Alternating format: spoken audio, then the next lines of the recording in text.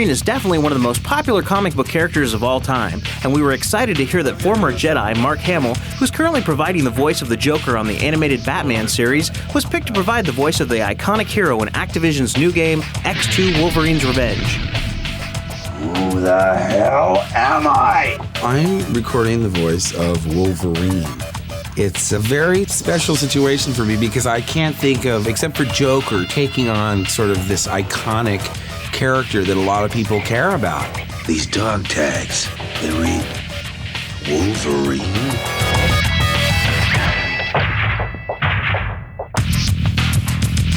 Because once you've got the part, you think, gee, now I have the world looking to see whether I at least match what they think he must sound like.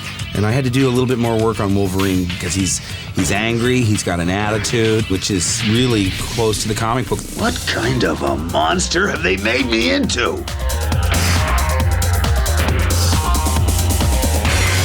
People that really have formidable abilities have a certain calmness about them because they're not strutting around. They don't have to prove themselves. Wolverine is somebody that can really more than take care of himself.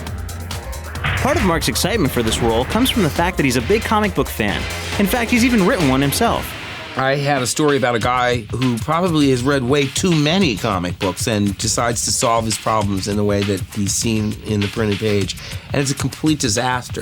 Then someone read it at Dark Horse Comics and said that they thought it would be interesting as an actual comic book.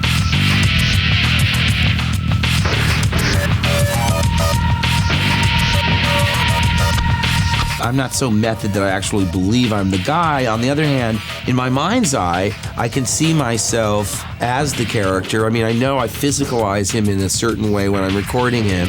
Good. Then I don't need to explain what I can do with these claws. In fact, sometimes you're so there and then you catch a glance of your reflection in the glass and you go, oh, it's pathetic. I'm not anything like Wolverine. But in your mind's eye, you really are. I don't like the sound of that.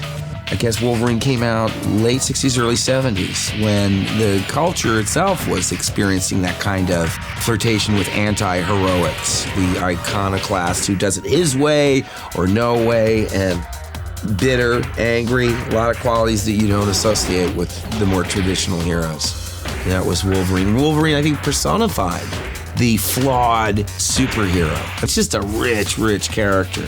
Do I need to make my point clearer?